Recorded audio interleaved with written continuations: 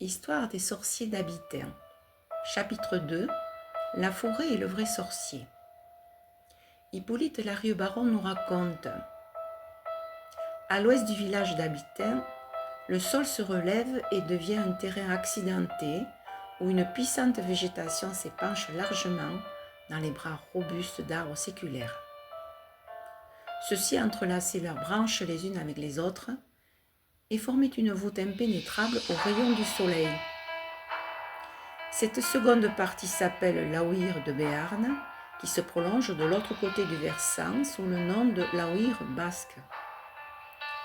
L'Aouïr n'a fait partie d'Abitern que par la générosité d'un ancien prince de Navarre, Carlos. Il avait donné à Abitern, à Sauveterre et à tous les villages des environs le versant de la colline d'Osserin à Escos. Nemus quod dicitut Laufire, 1256. Forêt qui est appelée Laufire, en 1256. De sombres retraites, de nombreux et épais fourrés rendaient la forêt effrayante. Une multitude d'oiseaux y faisait entendre un ramage admirable. La beauté sauvage de ces lieux, malgré la présence du brigand caché dans les forêts et malgré le hurlement du loup qui cherchait sa proie, avait cependant ses charmes et récréait les yeux du voyageur par l'aspect de la belle nature. Sombre et majestueuse, elle inspire encore un instinctif effroi aux voyageurs attardés dont l'imagination évoque involontairement les tragiques horreurs du passé.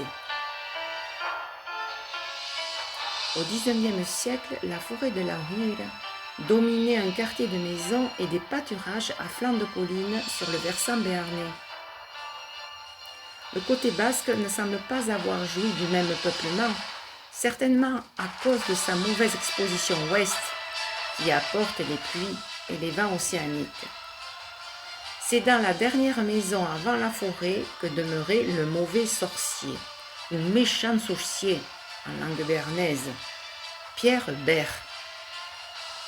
Pas mauvais dans le sens d'incompétent, mais dans le sens de la puissance de ses pouvoirs qui pouvaient s'avérer bénéfiques mais aussi maléfiques.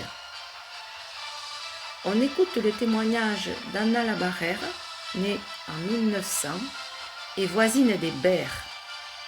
Histoire qu'elle a entendue dans sa jeunesse. E che aveva il clot aquí, il clot de llana, perquè no hem parlat, Oui. Sí, l'oncle, sí que era, l'altre era bastant res, que faria llana i primorat. Se ne volia pas que sortissin d'aquí, que cada atendre los urri tant sortiu, també que enamoraven el del clot. Saps, el clot ha pres el passatge aquí, aquí, aquest clot. I els que arribaven d'ací, del punt de Gorquet, tinha a veure les engrimasses. Les grimasses que demoraven aquí o que estaven en la permissió de se'n anar. Aquest que era... Aquest que havia entès. Aquest que era riu.